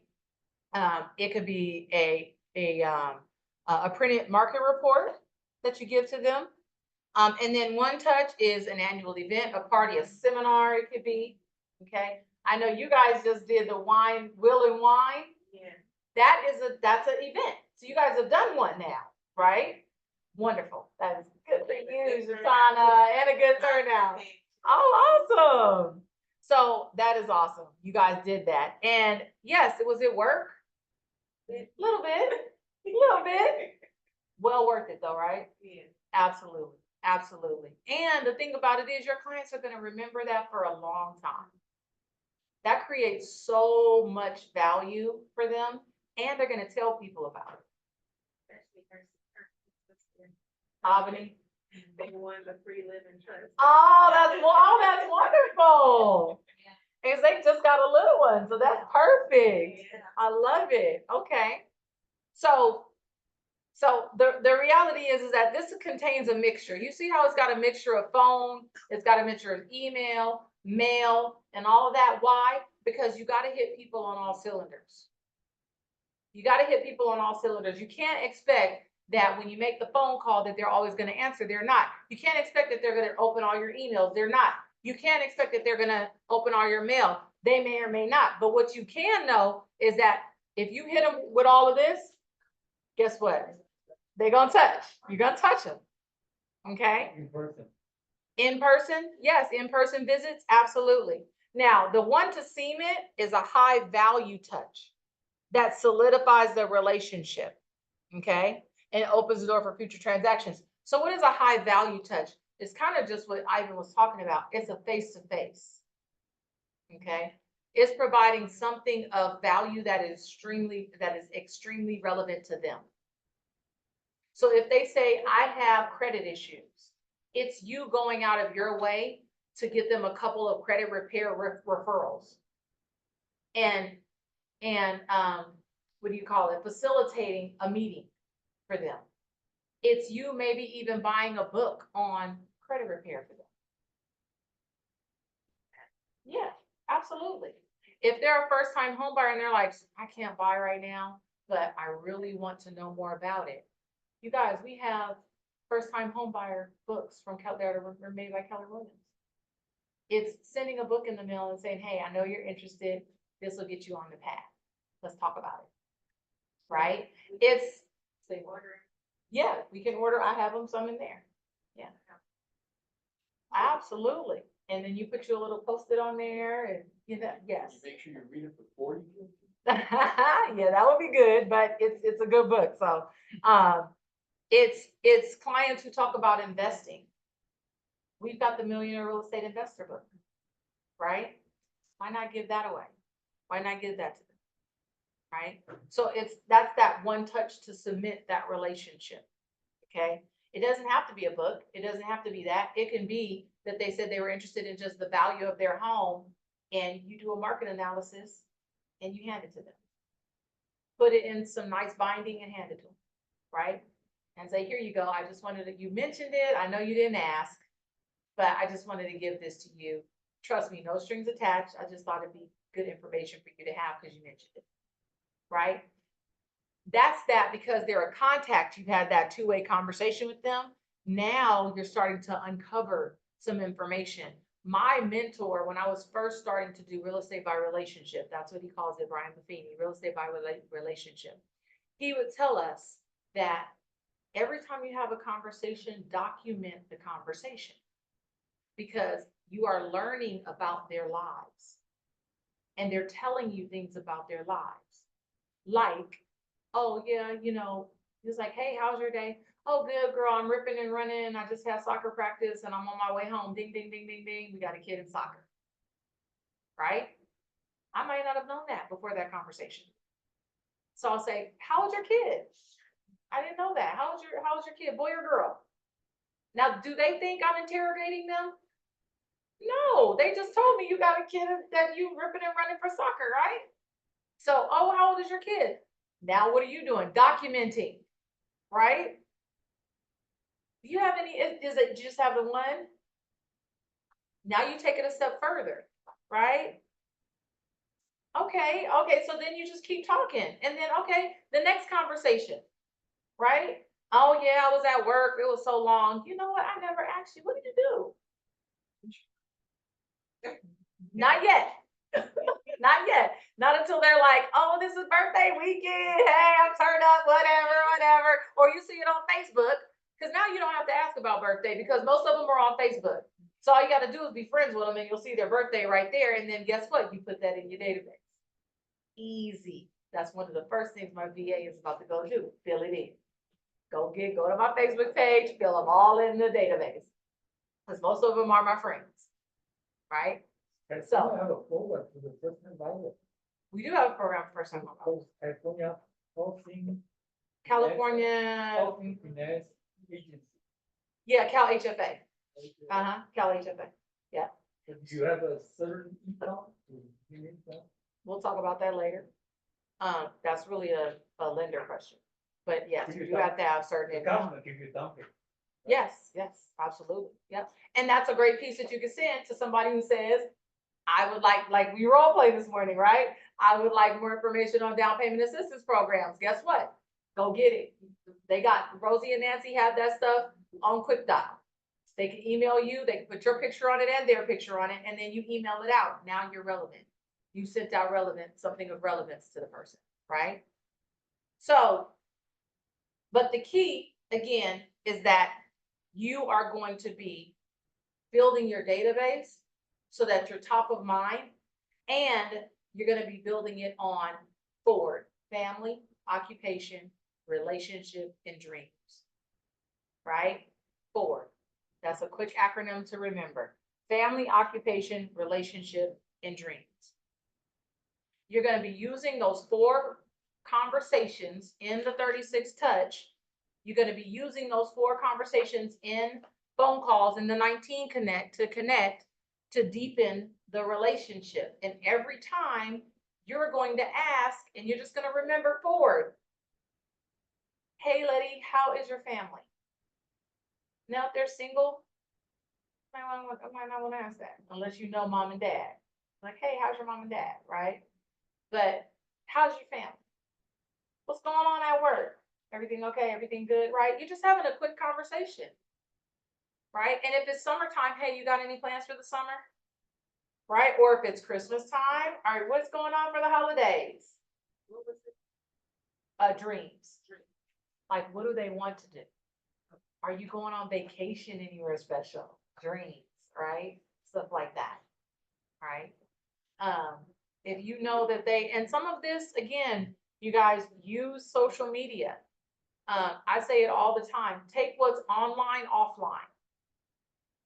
If you see them doing something special, instead of you commenting like everybody else, actually give them a call and say, hey, I saw on Facebook that you celebrated big this weekend. It looked like you were having so much fun. Tell me really, how was it? Right? Do you think people put fluff on Facebook? Absolutely, all the freaking time. It's what drives me nuts about it. It does. I kind of am a hater. I kind of am a low-key hater because it's all happy high notes. And we know that that's not real life. Right? My mom cracks me up whenever I do a post about my husband, right? Because it's all flowery and she knows the real deal. So she cracks me up. She's like, what did he do for you lately? Because he must have did something real special because that little post is real flowery. I'm like, you are hilarious. I'm like, I love him. But yes, do we have problems? Yes, we just like everybody else who's been married for 28 years. Shoot. I don't like him all the time. Right. I love him, but I don't like him all the time. That's for darn sure, right? So, but the reality is that you see my post and you be like, oh my God, they have this wonderful marriage all the time. It's all roses all the time. That's why I'm saying, take what's online, offline, give a call to the person and just talk. You might realize that, yes, it is happy. And then you might realize that there are some bumps in the road and they'll disclose to you some stuff and they'll deepen your relationship because you took the time to actually call, right? I always say with birthdays, don't just post happy birthday, call them. You probably will be among 1 or 3 people who actually called them that day and did not post just on Facebook or on Instagram and say happy birthday. They will love you for it. I'm a total geek. I will call my friends, family, and my little people, my past clients, and I sing and I don't care. I'm like, happy birthday to you. I do it and I get all into it. Or if I don't feel like making the phone call, because sometimes I don't, I'll send a video and I'm singing to them. Oh yeah, all the time. I love that. Huh? Oh, thank you. Yeah, I don't care. I'm just like, I have fun with it and they crack up. They call me back, normally like, you are a fool. And I'm like, did you like it? But they love it. I'm not, actually. I'm quite the opposite, but sometimes you gotta be a fool for your clients, right? You just gotta act with it. So it's fun. You have fun with it. They love it. And that's the whole point, is they feel thought of in a way that is not so common, because liking on Facebook is just common these days, right? So we gotta not be so common, and we gotta not go with what everybody else is doing because we're trying to be set apart. We're trying to be top of mind. We're not trying to be with the pack. The pack does that. The pack likes, and the pack says, happy birthday, baby birthday cake emoji, heart emoji, little, what is that little Riley saying horn? you're valuable because my time is valuable and I'm gonna take it to call you. Exactly. My time is valuable, but I'm gonna take time to call you. That's a great point, Shauna. You're important to me, right? Absolutely, absolutely. And the reality is, you guys, if you guys really think about this, Doing that phone call may take 5 to 10 minutes out of your life in that day. And guess what? If you had 15, 20 minutes, so what? It is minor to the kind of value and appreciation and relationship that you're building with that person. Okay? It's minor. You guys, for the time that it takes, the level of relationship you're building is huge.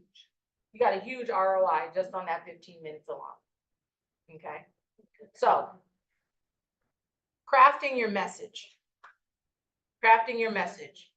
You want to use your 6 connection questions. These might be in your book. So the MOFR, we talked about that, right? Make the offer for immediate response. But here is the 6 connection questions. When you're talking to them, you're using the Ford, but what you're trying to get to is, who are they? What makes them tick, right? Are they single? Are they married? Honestly, are they gay? Are they heterosexual? You want to know about them. What makes them up? Who are they, right? If they're willing to disclose who they really are to you, guess what? That's called a relationship, right? What do they want or need to do? What do they want or need to do? Do they need to buy or sell? Are they happy where they are? Do they need to graduate? Are they interested in going to college? What do they need to do? Do they need to retire in a few years and they're concerned about their financial future? And they got too big a house, but they're not quite ready to downsize? What do they need to do? Right? Where do they want or need to be? Or I'm sorry, where do they want or need to do it at? Okay, so what do they want to do? Where do they need to do it? Are they living here? Are they living in Texas? Do they want to move with their family in Texas? Do they want to live in, what is that little retirement home in Seal Beach? Leisure World. Do they want to go to Leisure World? Right? Are they worried about their hip surgery that they got to have soon? Right? Why do they want or need to do it?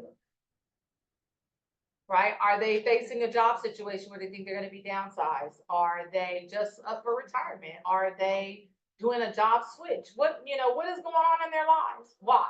Why are they motivated to do whatever they need to do? When do they want to do it? What's their time frame? Right? Are they thinking 2 years from now or 10 years from now or 5 years from now? All these questions to deepen the relationship, to understand what? Their priorities, not yours. Their lives, not yours. How do they plan to do it? What's their plan? Get in their business just a little bit. It's okay, because if they don't want you there, they'll tell you, or you'll understand the cues. Everybody heard of emotional IQ, EQ, right? You have to become emotionally sensitive to people. You have to become an active listener. You can't be in this business and always be thinking about what you're going to say. That's why scripts and role play is so important, because it allows you to already know what you're going to say so you can actually listen. I couldn't do that early on because I was too busy trying to remember, okay, the next thing I'm supposed to ask, the next thing I'm supposed to ask, the next thing I'm supposed to ask, right? I couldn't even listen good. Now I'm all in. I'm all in. I don't have to think at all. I'm just listening to you. Why? Because I know what I'm going to say whenever you say what you're going to say. Whatever it is, I'm going to start talking to you. And you know what? Here's what I'm going to tell you guys who are newer. You actually don't have to know what to say. Just have a freaking conversation. I promise you, if you take real estate out of this, okay, and just be a human being with people, you will find that you already do know what to say. You already do know what to ask. Naturally, you know how to have a conversation. Most of us in this room, no shade, are over 30. We've been around some places, all right? Right, barely, even if it's barely. We've been around some places. We've had professional conversations. Most of you guys have had careers or have a career. So you know how to talk. Just because you added real estate to the repertoire did not mean you went back to grade school. Right? You still know how to talk. So when somebody says, hey, Kim, how you doing? Girl, I really want to buy. You're like, no, do not do that. You'd be like, you know, that is funny. I'm a realtor. I got my license a little while ago. Tell me more about your buying journey. Have you just started, or is it something that you're deep into? Talk to me. Right? If they ask you about anything else, you would be able to do that. But real estate, we get like, I did remember, yesterday when I was showing my client a property, she's like, tell me what you think, which house should we get? And I'm like, well, what do you like? You know, putting it back. Good. So they know this is, you're gonna be up in their home. yes. So I am trying not to talk too much, cause I am running through the house and, ooh, look at this. Mhm. Cause I just love looking at houses anyway. Right. But, if I remembered what you were mentioning about your daughter, Right. giving all of her Opinion, So right? I was trying to dial it back. I would let them know, like, okay, these cabinets are closing in, this kitchen, you know, like I'm telling Right. them stuff, but I still was asking, like, well, what are your non-negotiables? And you see this have a wide Good. street, but does that house have one? You know, so Right. just thinking about what they like, trying to incorporate that. And that's wonderful because again, what's gonna happen with them typically is they're gonna appreciate the fact that you didn't try to be a salesperson. Right? You weren't trying to put Shatana's ideas on them. And we get that all the time. Your clients are gonna ask you, what do you think? You know, what would you do? Matter of fact, I showed a property in Compton 2 weeks ago. Yeah, 2 weeks ago. And they came into the home. Now, again, I'm from Carson, right across from Compton. I'm not afraid of Compton. Compton, it has really nice parts. Hey, I'm good, right? They're good too. They people like me, they good too. So we were there, beautiful home. The kids fell in love. They running through the house, picking their rooms, and everybody's in love. And the house was freaking beautiful. Just gorgeous, just greatly, just really well done. They're a big family, 4 bedrooms. It was perfect. Husband, Kevin, he was feeling it at first. And then we walk outside and start seeing couple people just walk. Now the houses on the street were really nice, very well maintained, but a couple people walked outside, a little less desirable looking, okay? So, and Kevin's the man of the house. So he was like, yeah, I know y'all love it, okay. You know, he was trying to give them their time. Later on, I get a text. What do you think of the house? What do you think of the neighborhood? And I said, Audrey, I am from Carson. And I grew up like rolling to Compton all the time. I said, but if you're asking me if I would live in Compton, I said, I'm gonna keep it real with you. That is not on my list and I'm looking for a home. I told her, I'm gonna keep it real with you. And I said, but here's the deal. Are you comfortable? Were you comfortable in the neighborhood? Because you are interested in Compton, Lynwood, a lot of areas, right? And I was like, so how do you feel about it? And she's like, I'm comfortable. And I said, in all honesty, I was comfortable in the area. And I said, but what did Kevin feel like? She's like, Brandy, you're not feeling it. And I said, okay. I said, then that's not a house for you guys, right? Because he's got to be comfortable. I said, this is all y'all houses. And men, I respect the position. And I'm like, and they've got to be able to feel like they can protect their families. And that's what I told her. I said, you can't take that away from them. So we keep looking, right? And she's like, I'm thumbs up. We keep looking, thumbs up. And she's like, I know she was like, I can't stand her. But I was like, okay. And she's like, yep. Right? But like you, I gave her my opinion, right? But I gotta put it, like Shatana said, put it back on them. This is your home. This is your family. This is your husband giving his opinion. We gotta respect that, right? You see how sometimes you gotta work in the marriage. You gotta kind of work and help them out. You do that all the time. But again, I'm not gonna have commission breath telling them to buy the home and not telling them and being true to what they really need and what's going on in their situation, I right? feel like I'm trying to talk them down. Right. If you buy this home, that's $99,000 less. There you go. You'll be able to fix some things. There you know, go. a little extra cash. And they're gonna so appreciate that, Shatana, because you know what? Most people are looking at it like, if you pay the $99,000 more times 3%, then that means I make about $3,000 more in my commission, or Yeah, 2.5 or whatever. They're like hanging on to my every word, and Uh, I already expressed to them, please don't be house poor, because Yeah. I'm looking at these credit scores, and I'm like, Yes. that finance thing might not be all that great, so Right. let's work within our budget. And that's being a true consultant. Well, I'm a servant to the community. I love it. I love it.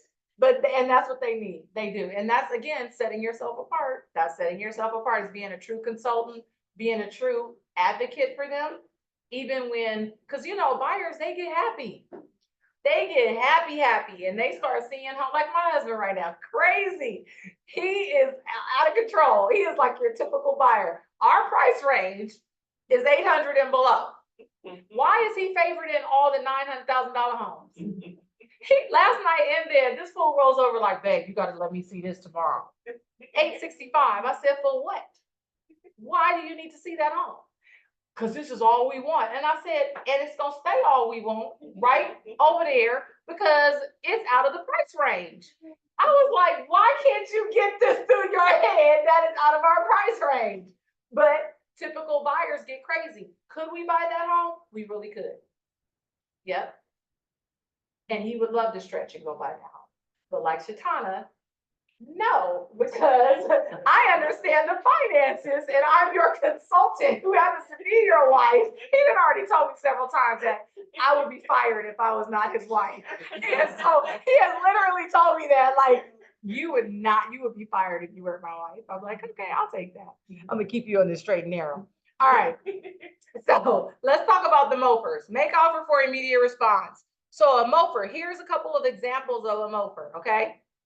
Questions about the market? Call me for the answers, right? That's a MOFer. You're making an offer. The offer is, I'm going to answer your questions about the market, okay? Are you ready to unlock the full potential of your property and achieve your real estate goals faster than ever before? Call me for answers today. Would you like to know the value of your property? Call me today. Those are MOFers. You offer them something. Or you could even on the buyer side. Would you like to know more about down payment assistance programs? Learn how to only pay 1% down on a home. Call me today. Right? Right, marry a veteran, right? And then for VAs, veteran, are you a veteran? 0 down. Call me to explain the program. So it's all about call me, email me, click here, right? It's you're making an offer for immediate response. Everything we do in our messaging should ask them to call us. Everything you do, even if it's just call me for a referral, right? So do you need to know if it's your homeowners? Do you need a good landscaper? Are you in need of a plumber? Call me so I can give you a referral, right? We come across all these tradesmen who are giving us their business cards left and right and telling us to refer them business. We know who they are. We've got a whole area back there dedicated to vendors that we have done business with. So why are we giving out their information so that we can help our clients deal with people that are reputable, right? That's what we do. Whenever my clients want it, that's why it's crazy. That's half of what I spend my time on, is clients calling me talking about who's your plumber, who's your painter, right? Randy, do you know somebody who can fix this fireplace? And if I don't know somebody, I go scurrying to find somebody, posting on the hub. Hey, we all know, because I want to give them a good referral. And I normally want to give them at least 2 or 3. Okay. So that is, you guys always have to be making, giving a call to action. A call to action. Call me. Okay. All right. So here is the 36 touch. We are going to dive into a little bit more about this 36 touch. Because I really want you guys to understand. So when we're talking about the 36 touch, like we mentioned of tailoring the message, in your database right now, you should have everyone tagged. If they are a homeowner, they should be tagged as a homeowner, okay? Past client, but homeowner and renter are the number 2 tags that we should have. 1 and number 2. Why? Because your messaging can be made that simple. A 36 touch for homeowners, a 36 touch for renters. Right? Because homeowners have a totally different set of priorities than renters do. So homeowners and renters, we're gonna just divide them up like that. 2 36 touch programs, that's it. Because all your people either own a home or they don't, right? So, and even if they live with a parent or something like that, they're considered a renter. Okay, even if they don't pay no rent, they're a renter. Okay. Everybody's gonna get the same 4 phone calls. It's 1 a quarter. That's how it is. It's 1, then on the 4th month, it's another 1, and then so forth, right? Every quarter. Every 3 months, thank you. Every 3 months, it's gonna be, you're gonna have a phone call. That's the way you set it up in command. Now, It's like one, It's can one integrated. like be for the birthday? you got the whole plan there. It's in there, birthday. So one of the calls could be a birthday. Absolutely, one of the calls can be a birthday call. Yep, yes. Oh, okay. It sends you the reminder, absolutely. Yep, absolutely. So 4 personal notes. Why 4 personal notes? Because every time you make the phone call, you're gonna follow it up with a personal note. And even if you didn't talk to them, you're still gonna follow it up with a personal note. Why? Because you're gonna say, sorry, I missed you. I hope everything is going well. If you saw them on Facebook doing anything, you can mention it. But if you didn't, that's not a problem, right? I'm looking forward to connecting with you soon. Whatever you want to say, but keep it simple. And shoot them a quick personal note. Hand address it and send it off. It's easy to do. Or I should say, it's simple to do. It's not easy. It's simple to do, it's not easy. 12 e-newsletters. All right? 12 e-newsletters, 12 monthly market updates. Now, here's the thing, homeowner or renter, the first 3 items there are pretty much the same. 4 calls, 4 personal notes. The e-newsletters is where you could actually sub out content. 1 for the homeowner, 1 for the renter. Okay. But I gave you guys some sources of data, and we're going to get into that. 12 monthly market updates. Now, guess what? You guys can give that to them if they're a renter or if they're a homeowner, because you can be generic.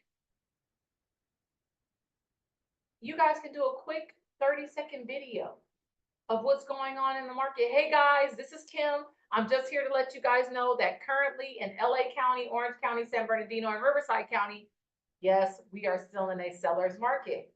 What does that mean for you? If you are a seller, you are getting top dollar for your property right now because buyer demand is outpacing supply, right? Inventory. So yes, you are getting top dollar. Mr. and Mrs. Buyer, it is not all bad news for you. If you are ready to buy, now is a great time. Why? Because you guys don't forget about all the benefits of home ownership. You get a tax benefit, right? And you just start talking about the benefits. That's what you do. And you say, if you want more information about buying or selling, give me a call. My information is below. Talk to you guys soon. Thank you. That's it. And you do that month after month after month, right? You look like an expert. And if you don't even do that, but you put that little caption in an email to them, that's a market update. Okay? Now, if you have people who are in a specific area, like if you have a lot of people in LA County, you can do just LA County. If you only did that, it's only once a month, you guys. It's only once a month where you're gonna give them a quick little synopsis. And I forgot to put on your sources of data, CRMLS. Okay? Because if you use RPR, it will give it to you. RPR is your reporting resource in your CRMLS, and it will give you a market update. You put in a zip code, you put in a county, it will tell you all about it. And so you can say for LA County, the average days on market is 30 days. And you got to tell people what that means, right? Because they're like, average days on market, what does that mean? Right? Don't talk to them like realtors, right? On the MLS, it states that, you know, the NAR says, they'll be like, what is she talking about? Right? What's the Gloria Navarro? Never heard of that. Sort of- Old Republic. Gloria Navarro's our Old Republic. Oh, Yeah. And she gives you basically a newsletter every single month that all you have to do is download. So you can either steal her content or you can steal the whole newsletter. Yeah. So 12 e-newsletters, 12 monthly market updates, 2 annual events like the Will and Wine or Wine and Will, right? We do a trunk or treat. DAOR is doing a shred event that you can invite your clients to. Use all of it. So you guys did the Wine and Will. If you invite everybody else to trunk or treat, bam, you've got 2 events. Even if they don't have kids, it didn't matter. You can still invite them. Now, if you're being truly relevant, don't invite them to the trunk or treat. Invite them to the shred event. Shred event is where they can bring their papers and have them shred. Because, you know, not everybody's like Shirley Jones, my mama, and put them in her pit outside and just burn them. I'm like, who does that? You are not in freaking Louisiana. But she does do that. She's like, you got papers? I'm about to burn some stuff in the backyard. I'm like, you're so country. So 2 annual events, 1 holiday card. And I would recommend that if you want to set yourself apart, send it in Thanksgiving. Send it on Thanksgiving. Send a Thanksgiving card. Because everybody sends a Christmas card. So you get pushed in with all the other cards. But if you send a Thanksgiving card, then they'll keep it through the holidays and you'll be the first. Right? So a birthday card like Oscar mentioned, and also the birthday phone call. Right? And then invite them to all your open houses. When you guys come up with your open house flyer, that should go to all of your database. If you are Kim and Letty and you're trying to do open houses as a business model and trying to do 1 a month or 1 a month, 1 a week, 2 a week, you know how many emails that creates for your people? And it's relevant. Why is it relevant? Because they're your people in your database. They're looking at, oh, I see Kim is okay. She's doing another open house. Okay. Letty's doing another open house. Good for them. You look active. Right? You look active like you're out here crushing it. They want to see you succeed. Absolutely. You know the market because you're in it. You're working it. Okay? So you want to send that out to them. Okay? Because the other thing is you don't know who they know that might want to live in that house. They might not want to live in the house, but they might know somebody that wants to live in that house or that's interested in that neighborhood, right? Now, any questions about the touch plan? Because it's simple, but not easy. Because now you guys got to go build it. Right? You got to go build it. And real talk, it does not take 2 seconds. It's going to probably take you a couple of days to build it. Okay? If you do it right. Right. Well, but if you have somebody there to help you, it could take you just a couple of days. If you're not Oscar. nowhere near. You just got to have some help, but you can do it. So sources of data, where do I get information? This is why I listed these sources. NAR.realtor.org, you guys. I pulled all those statistics right off of NAR just like that. And then I saw in there, you can get all kind of market data. You can get all kind of information for consumers. They've got articles up the wazoo in there for you to post and send to your people. All you gotta do is time block some time to go look for it. That's it. CAR.org, California Association of Realtors. Crap load of information in there for us to give to our consumers. Right? Good night, guys. I'm sorry. Oh, you're fine, honey. Crap load of information for you to give to your consumers. Okay? You just gotta time block some time to actually go get it and then put it in the smart plan and send it out. Okay? Keeping current matters is a cost. I could have put a $ by this. The first two are free. All of you in here are DAOR members. So all of you get those first two for free because we're all NAR and CAR members. Okay. So keeping current matters is like $40 a month. Be cheap and use mine for now. Okay. I'm happy to send you out. They've got great infographics and stuff. If you guys are looking for something specific, let me know. Okay. KW Command, use what we have right in your own backyard in designs. They've got a bunch of social posts. They got a bunch of postcard posts, things that you can send out. KW Command. And then Gloria Navarro, who is our Old Republic rep, she tells us almost every team meeting, you guys, she has a toolkit for us. And the toolkit is full of content. It has a newsletter. It's got postcards. It's got door hangers. All free that we can use. Okay. Michael Lewis Suites.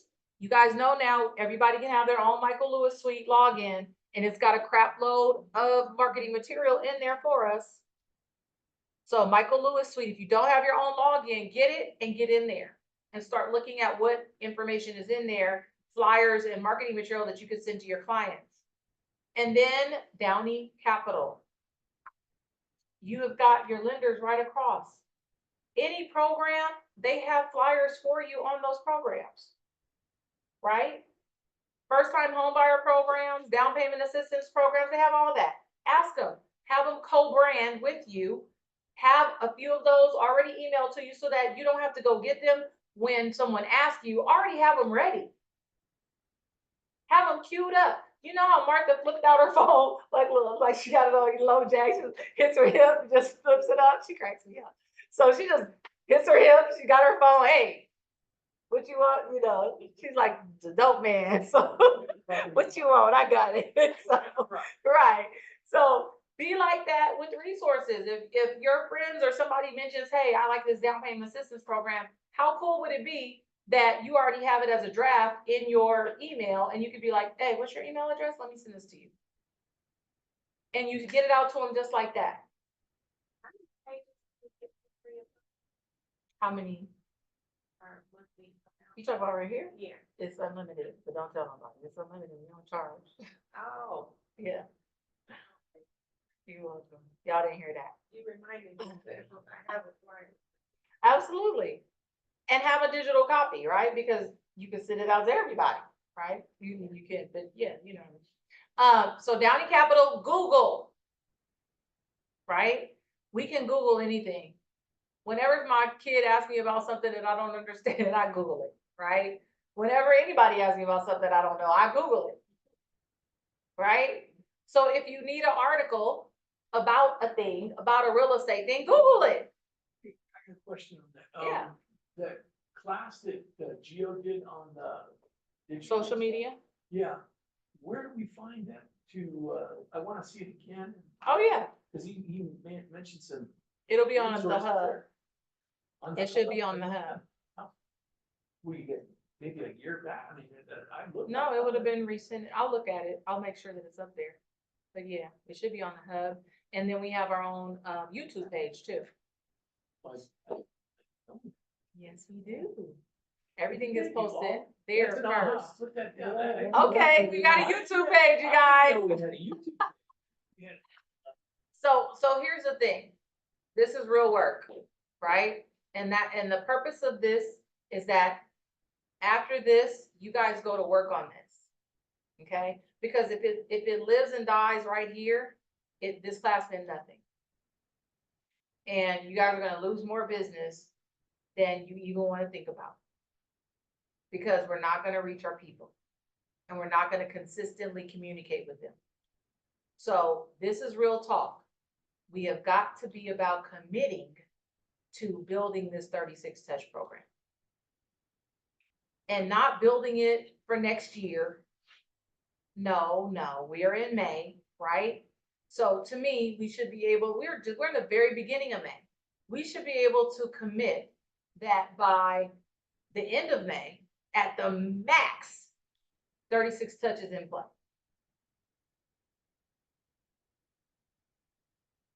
I see some people nodding, but I see some people looking at me crazy. Is that doable? Yeah. Okay. Okay, because I'm going to be following up on that one. Because I'm gonna be doing it. So I'm gonna be right here with you guys. Because the reality is yes, do I have a VA? Yes, I do. But I gotta tell her what to do. She can't do it without me. So I have to be right in the thick of it with her. Is she a part of Keller Williams or have access? And you're fortunate. She actually has experience with command, which is why I hired her, because she does have experience with command. And I just give her my username and password. She has to be able to get into my database to do the work. She does not have her own. She'll be using under my username. Is that what you meant? Yeah, I just was wondering about the specifics on that. I don't have the need for it just yet. Oh, okay. Clientele is at that level just yet. I got you. But No, what you wanna do is fiber, because all you're gonna need is like, every once in a while, it's gonna be I went through like 4 days trying to do this one damn flyer, because a photo wouldn't fit. And Ramon looked at me one day and said, what the hell are you doing? We're trying to fix this flyer.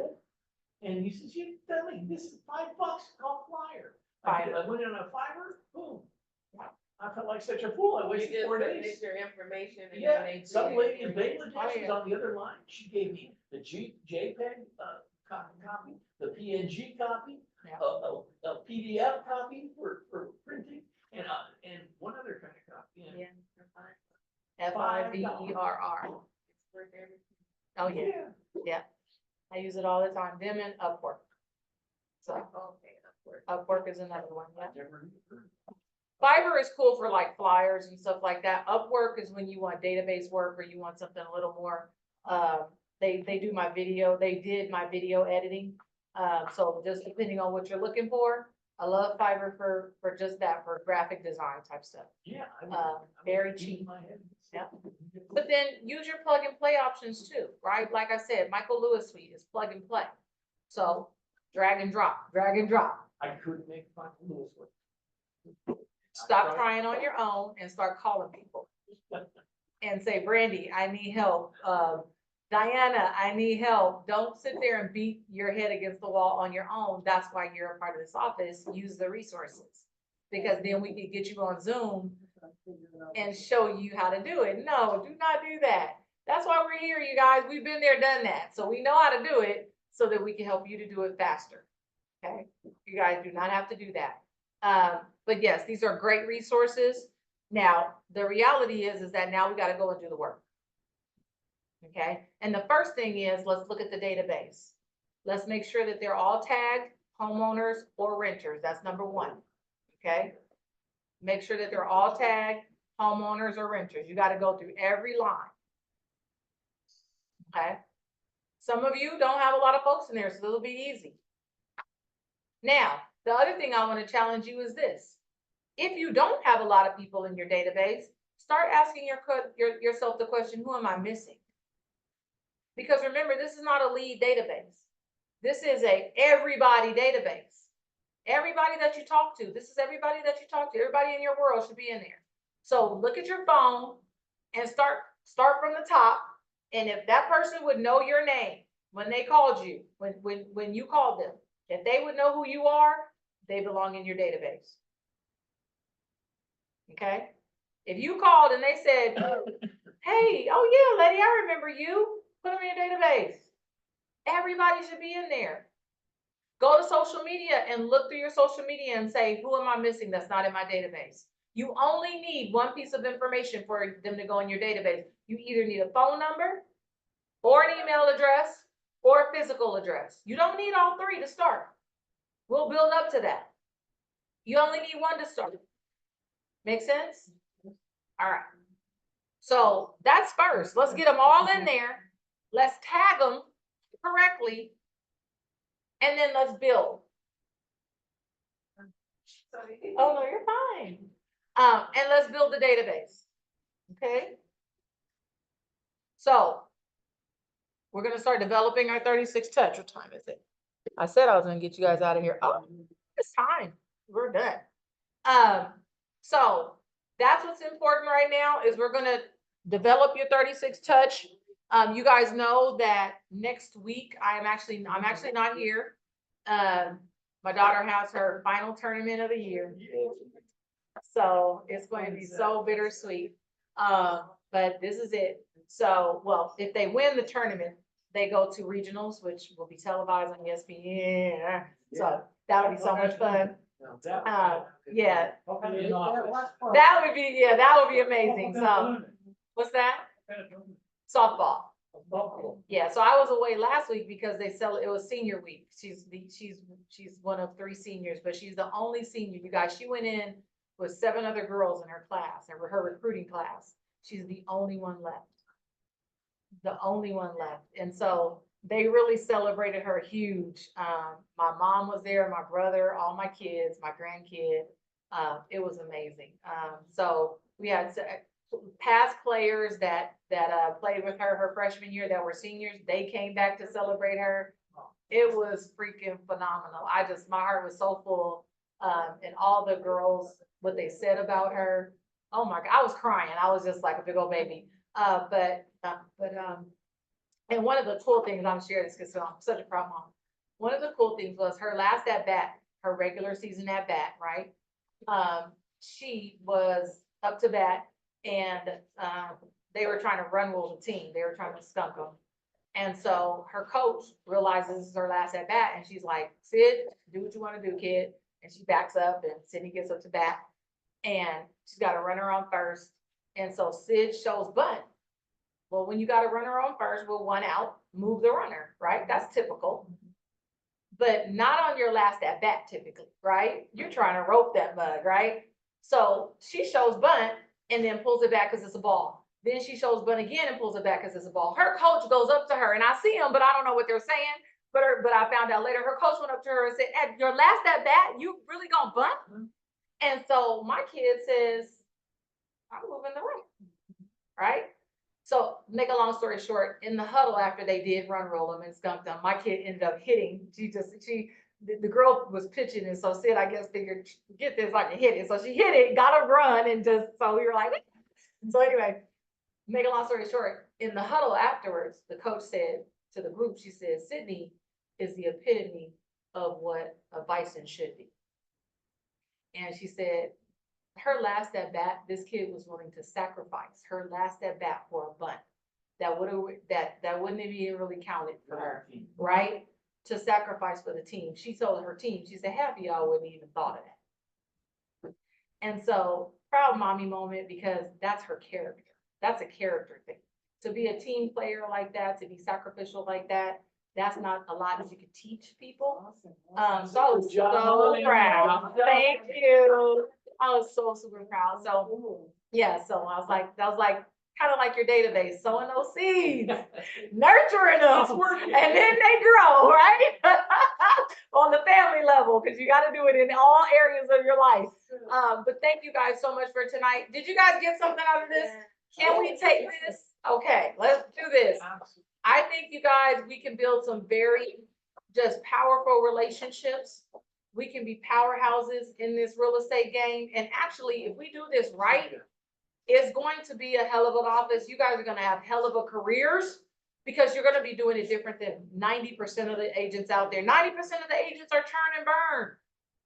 They do a deal, forget the client, do another deal, forget the client, do another deal, forget the client. You won't have to call anybody. They'll be calling you if you do this right. Okay? Just look smart. And look at Martha. It happens. Works. Yes, it works. So good night, you guys. Thank you, guys. Thank you, Andy. Good night. Thank you, Claudia. Thank you, Ken. Thank you. Of course.